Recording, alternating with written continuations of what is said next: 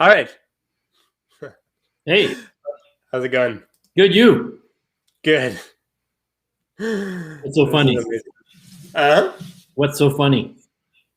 I'm having problems with my computer, and I lost you. I was like, Paul, no. I'm here. I did not go anywhere. Nice. How's it going? Good. Good. I'm excited for the subject today. I've got like 6 rapid fire questions. Oh my gosh, you're way more prepared than I am, and it was my idea. So there you go. So I'll start with you. So we thought about a cool, interesting idea, which would be, because sometimes I'll give you the reasoning behind this idea was that sometimes, you have these tiny little questions. They're not big enough to do a whole show, but they're important. So I figured we would try to package them all in one show. Cool. I think that's good. I don't know if you'll like my questions, but I've got some. I'm sure they'll be great. All right, Paul, get started. I'd like, before we start, though, usually sales guys are known as the disorganized, unready people. I'd like you to know that I have 6 rapid fire questions. Ready? I know. I only have 3. So there you go. So who goes first? Let's do 1 and 1. How's that? Okay, you start because you have more than I do. So you start. Okay, fair enough. So, and the rule is that we can both contribute, right? Like, it's not like you're asking me and you're sitting back. Yeah. But mine, this one's really aimed at you. So, why and when should someone consider marketing? Why? Because you want to grow your business. When? Yesterday. I love it. No, I mean, the reality is, like, marketing can take time. And we've talked about this on a few episodes. Obviously, there are ways to speed it up with ads and stuff like that. But even that, the results really start coming in a little later on, especially if you're doing it DIY. So that's why it's important to get started right away. And I would even say, if it's a brand new company that you're kind of working on behind the scenes, I would start the marketing even before you launch your product. Let's say, obviously you've been in business for a while, but let's say you're kind of working as a sales consultant and you're like, next year I'd really like to go out on my own. I would start building my brand and talking about sales and stuff so that people already know who you are. By the time you hit market, you're already up and running. Okay, cool. All right, I'll keep my next question for later because you know me, I like to bombard and push that with questions. All right, this one is for you. We've talked about it before, but I have a new perspective on it, so I wanted to see if you've changed. What's the role of email in prospecting? Oh, that's a good one. That's a tough one. I can't answer that quickly. Okay, the role of email and prospecting has definitely changed. You're not really allowed to spam people with email anymore. And you're not really allowed. Because you're allowed in the States, but you're not allowed in Canada. I mean, you're allowed to send an email if you got the email legitimately, but you could still be accused of spam. So I think the role of email, it's part of the process. Once you've gotten the email in a realistic manner, I think it's just another form of communication. I don't think it like the phone call has some very nice things to it that are wonderful, but there's some negative aspects. Email, same thing. LinkedIn, same thing. So to me, it's just part of the prospecting process that you can use. I personally don't use it a lot, but it doesn't mean it doesn't have a lot of value. Cool. I've been using it more and more because I've come to utilize all this experience that I've had with you, Paul, on video, and I actually integrate videos into my emails, and they've been working really well. And so I, go on the person's website, check out a few things, show them that I'm talking about them, and it's a personalized video, and that's been working super, super well. Again, it's more of a 360 approach. Like the call, it wouldn't work well without the calls and the voicemails and stuff like that as well. But that's been working super well. So Fab, I love that. But let's face it, that's not strictly email. No. Video. You're basically using email as a sandwich wrapper for your video. Actually, I've used LinkedIn on a few times where I couldn't find an email address or validate the email address, or if the email address is bounced back, I've used a LinkedIn video as a replacement, and that's worked really well as well. I love it. I'm not surprised you're a marketing guy. Okay. So my next question is, and I'm really not sure about this answer. I think it varies a lot, but I can't wait to hear your answer. what percentage of revenue or of sales or of profit should you spend on marketing? Let's say for a small, medium-sized company, I'm not talking about a behemoth here. No, but I mean, percentage is percentage, right? Obviously, if you're Amazon, 1% is like $1 trillion. Like, so obviously exaggerating, but percentage is a percentage. Obviously, there's no absolute. There's rules of thumb, I would say, but it also ultimately depends on your objective, right? So if you're really looking for hyper growth, you might want to go all the way up to 20% of your revenue, because you really want to be able to get out there, fuel your word of mouth, help your salespeople get known and stuff like that. If you're more on a kind of organic growth or kind of maintaining your status quo, like within the market, you might go down to like 2 to 5%. Okay. So you're saying 2 to 20% is sort of the... Yeah, I mean, 2 is very low. I would say like that's because you have either a very, very strong sales team, or you're a very dominant player in the space and you're just trying to maintain for your position. 2 is very low. So I would say my rule of thumb usually is 10%. That's usually a good rule if you're not really sure. But again, I would accelerate. I would make that bigger if I'm really looking to grow. Smaller if I'm just looking to maintain. Okay, great answer. Thank you. This one is a bit more, and we've talked about it before. But I felt I wanted to ask you and put you on the spot. If there was one question you could ask a prospect, brand new prospect, person you're reaching out to on the phone, if there was one question you absolutely had to ask them before they hung up, what would it be? What is the biggest challenge and priority that you're facing right now? Cool. And why? Like, why that question? Because that's the most important thing to your prospect. No matter what you're selling, if you don't understand their biggest priority or challenge, then it doesn't matter what you're selling. If you don't understand their objective, you won't be able to connect to that. Then they're just buying something from you, whereas it could be them buying a solution to help them get to their objective, or to solve their challenge or their problem, or to help them with the opportunity they're trying to create. Right. But listen, I would never do that. It's not the way it's done per se. You ask a few questions and you say, right. But I think that's a great rapid fire question, because you need to understand. I'd ask them, what's your biggest challenge? What's your biggest challenge to reaching your objective? Yeah. And I think, because I asked that question because I spoke to somebody and their biggest challenge was something that I don't really do, which was recruitment. But that's fine. And I realized I think that's why people are afraid sometimes to ask that question, because they're afraid to be like. But hold on. That was the biggest challenge, but you still want to know what the objective is, right? Right. No, I mean, we dived into the objectives and stuff like that. And the reality, they were just understaffed. Somebody has just quit and they were like treading water and they didn't know where to go anymore. And it did lead to a really interesting discussion, but ultimately they were convinced that they needed to hire somebody beyond anything else. But that was fine. I actually referred them to a recruiter and that worked really well for them. And so but then I realized that's why people are afraid of asking that question. They're afraid of You're right. People are afraid of hearing the truth. But what you did there is you, first of all, establish a link of credibility with someone. And if you ask for a reference from this person, you're likely to get it. So this might lead to another door opening somewhere else, right? Sure. And you didn't waste 4 or 5 days trying to convince them of something that's not a priority for them. Good point. Also, not continuously following up for. Yeah, you qualified them very quickly. Yep. They need Raisin Bran, and you're selling toast. You ready for my next question? I am. This is a tough one. Uh-oh. Is marketing sales? Is marketing sales? No, marketing is marketing and sales is sales. No, is it just an extension of sales? Is marketing just an extension of sales because you're just trying to get revenue?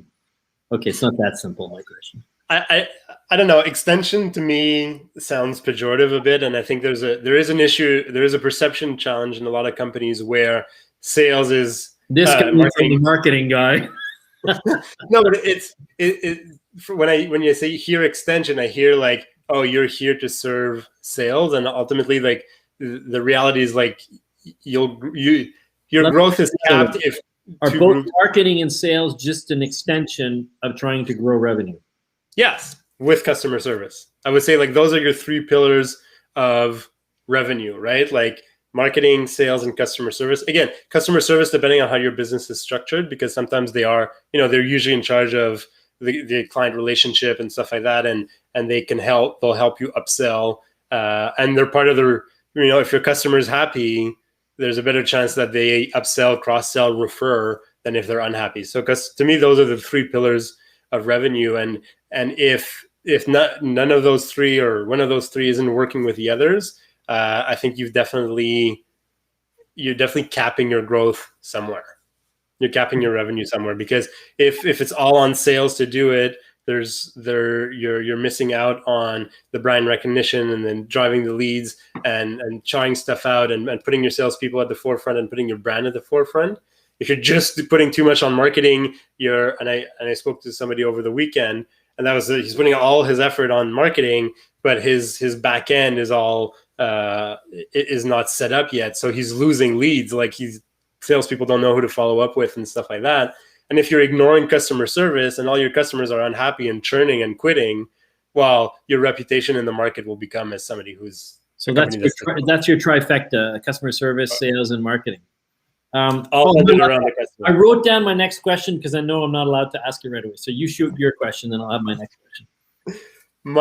Your questions are good, man. I feel bad about my questions. What are you talking about? Your questions are great. What is the role of social media in selling? Oh my, that's it. What do you mean? That's an awesome question. That's an awesome. Why? How can you doubt that question? The role of social media in selling is huge. It's huge. Or to say, like someone else says, is it huge? It's interesting because people do without in a specific type of industry, and it can work, and that's fine. But I personally think in today's, and you just mentioned it before, you use LinkedIn to send your, to be the wrapping to your sandwich, your video sandwich. I think there's tremendous opportunities when you're using social media, specifically LinkedIn if it's a B2B thing. But if you're doing B2C, Facebook's great, Instagram's great. And I think even Instagram and Facebook are becoming interesting for B2B too in certain situations. I got a customer from Instagram last year. Awesome. Congratulations. So there you go. So I think it plays a huge role. I think, it's like the phone became to cold calling in 1933, right? When people started making phone calls instead of knocking on doors. I think social selling is an extra tool. They were still knocking on doors in 1940, but they were also making phone calls. So it's just an added great tool that you can use to prospect in sales and do a lot more. You can use it for as you use it for marketing. You can use it for customer service. I mean, it's social media, I think, plays a huge role in sales. I have another question. Sorry, did you want to add anything to that? Yeah, because one part that I kind of always instinctively knew, but never really realized or was able to verbalize, because we talk a lot about how the internet has changed everything, and the prospect is different now. They come more educated, they come more prepared. They're coming to the salesperson later on in their purchasing process and stuff like that. But what I never really consciously was aware is that it actually also empowers a salesperson to find better leads, right? Like you used to have to go through the phone book and just dial and dial and dial and dial. Now, like people are reaching out like, hey, what's, my CRM sucks. Which one should, like, let's talk HubSpot, or, like my salespeople can't close, like, or, like you can reach out and be like, hey, let's talk coaching, and also just when you're reaching out to your prospect, looking at I reached out to a prospect last year who was talking about her experience as a teacher, like as a instructor, I should say, and how that impacted her as a manager. And at the time I was teaching a social media class, and I was like, we bonded on that, and we built a relationship based on that. And I think we in the rush to find leads and deals and opportunities, we forget that the internet is actually a great tool for salespeople to identify great prospects and to build quicker rapport with prospects. I totally agree. It's a very good point. Good question. And I like your part of the answer too. Okay, I have another question. And this comes from what you answered before. Okay. Do you need marketing if you're not trying to grow revenue? Or let me reassess. What's the purpose of marketing when you're not trying to grow revenue? I kind of know what you're going to say, but I want to hear you say it. It's an interesting one because most companies are not trying to grow, I'll say. So it really depends what you are trying to achieve. First of all, there's probably a certain churn that you're helping compensate for. I'm just trying to prove that marketing is part of sales.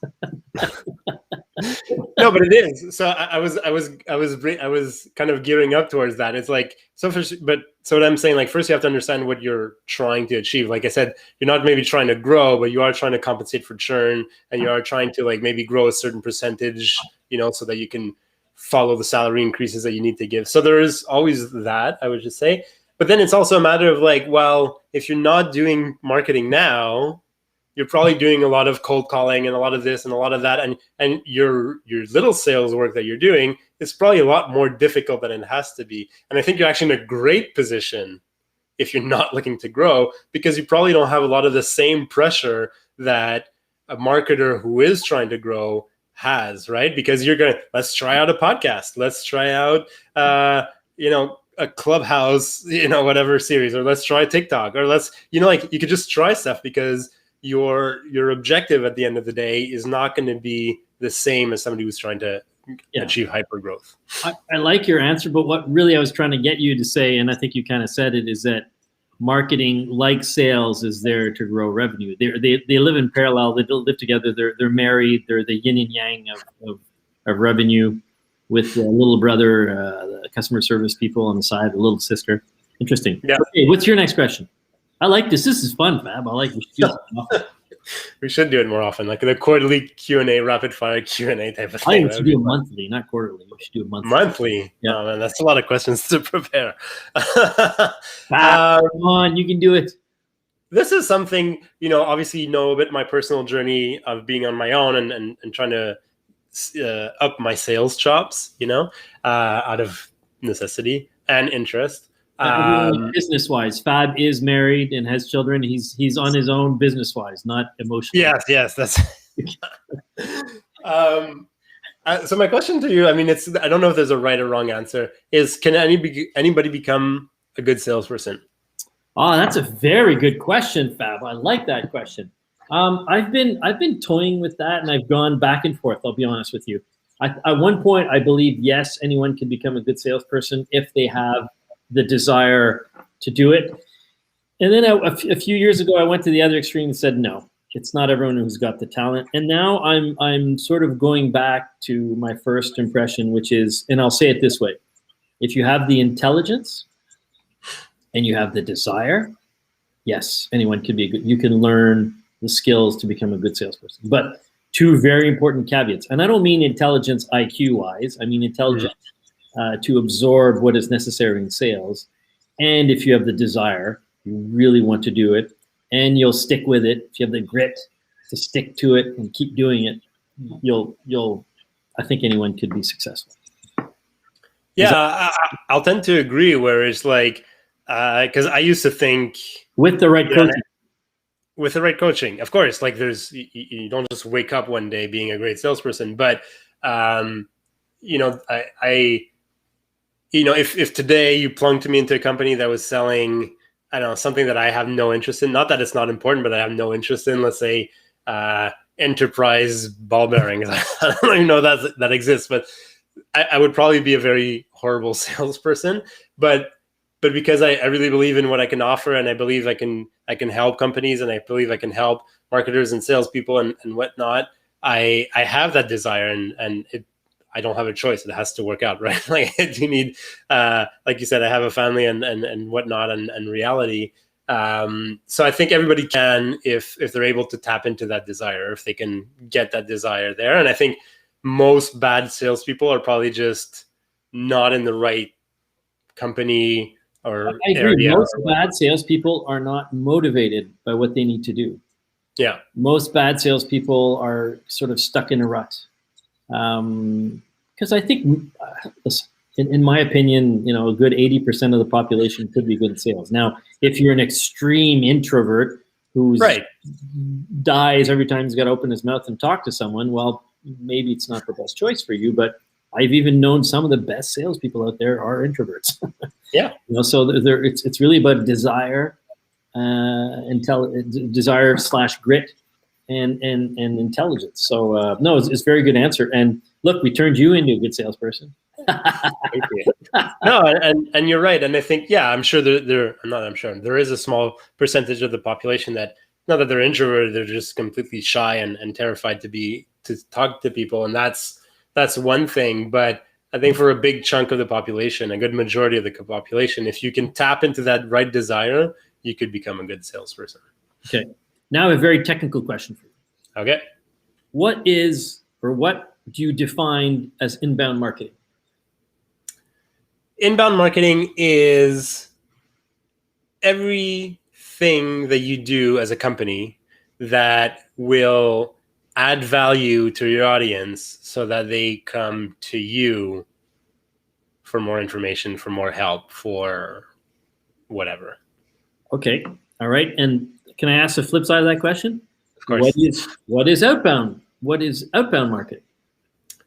Outbound is everything that you do. So mainly it'll usually fall in the head of sales to reach out to people proactively before they come to you.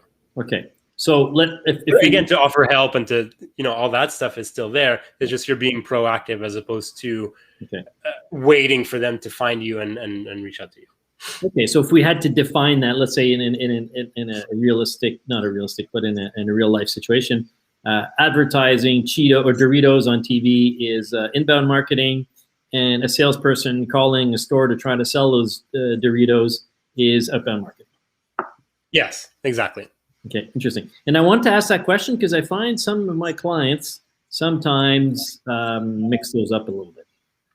So look, advertising, it's interesting that you chose advertising as an example for your inbound, because advertising's kind of been not how should I say? Most people normally are on the fence about what the role of is advertising inbound or outbound. Really? It's inbound, yes, and that it does pull people, but at the same time, there's an outbound effect where you are kind of interrupting people. They weren't necessarily out there looking for, except for the Super Bowl, they weren't there for the ads, right? They're on the site and they see a pop-up so you're still interrupting people. So advertising in a lot of cases is kind of in a gray zone, I would say, where a good ad will probably be very inbound, but you can easily slip into the outbound of just interrupting people and bothering people and stuff like that. Yeah. Okay. Interesting. All right. That's good. Do you have a question for me? Or This is impromptu because of the questions that you asked earlier, and that I once asked our messaging group is, can sales have success without marketing? Oh, you're not going to like me on this one. First of all, it really depends on the industry. It really depends on the product.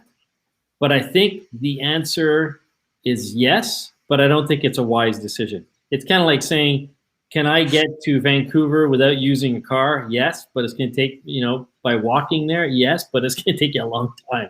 So yes, I think if you're selling, there's a few companies that have tried this, right? It's sort of the anti-marketing marketing. No websites, mom and pop shop, they limit the amount of things you can buy. And, but then again, they're not even using sales, right? They're marketing by using anti-marketing, but there are some situations where it does okay. I have a few clients of mine who are selling very B2B stuff in a very specific environment, and marketing is just not a big player. Then again, I consider sending, I consider writing a post on LinkedIn marketing. So the answer is no. Well, no, I mean, I agree with your initial wishes. No. I agree with your initial wish. Yes, I mean, sales can have success without marketing, but I think on a varying degree, you're somewhere between capping your growth and prohibiting your growth, right? Which is, like you said, I'm sure there, and I don't know every industry. I'm not a deep expert in every industry, and I'm sure there's some industries where you have maybe 10 potential clients because each contract is worth like $1.6 billion, and you just need to sign one every 2 years. Maybe marketing is a little different in those cases, but I think in a lot of cases, and that was a consensus in the group, was that yes, you can have success. Some of the salespeople were at companies now that didn't do marketing, but from a company that used to, and they're like, it's so much harder now. Nobody knows me. Every time I'm like always starting at zero type of thing. So yeah, cool. That was a good answer. Thanks. Thank you. All right. I think those are all my questions. The rest we can treat another time. Do you know? I want to say something. A little parentheses here. Do you know what is considered to be the most successful Super Bowl advertisement? No. I just found this out this weekend, but I'm not surprised. I don't know if you remember it, but there was a Macintosh commercial in 1984 when the Mac came. Yeah. And that's considered the epitome of the best market. It was Super Bowl 18. 18? Yeah, nice. 1984. And it's considered, and you know what? You go look at that ad and it's still a cool ad. It's still a very cool ad. Yeah. I mean, it's a classic. It's a classic. And I'm not surprised. It's a good ad. Yeah. And it's I like it, and it's actually it's interesting you bringing it up because it's a good. It represents the power. Obviously, Apple is B2C. I mean, obviously they have B2B selling to enterprise, but the power that brand can have, right? And I know Apple is kind of that example that you kind of almost shouldn't give because it's so brand driven, but a lot of marketers forget brand, and it's a bit related to one of the episodes we had recently, right? Which is like, I was like, why are marketing leads so shitty? Because there's such a big emphasis on numbers and leads, and we forget all the other stuff that makes our brand unique and different. And sometimes we think we're not in a sexy industry, so we think, oh well, yeah, Apple, but I sell ball bearings and it's not sexy. But I think that's really you're missing something out. If that's your point of view, you're missing something. Yeah, it's a misnomer. And if you're in the ball bearing industry, it's B2B, right? You can't compare Apple, that's B2C. And what's interesting is when Apple came out with that ad in 1984, they weren't the leader or they weren't the most well-known company in the world. I mean, they took a big chance. They said, we're going to spend a ton of dollars on this advertising in the Super Bowl, and we're going to be out there.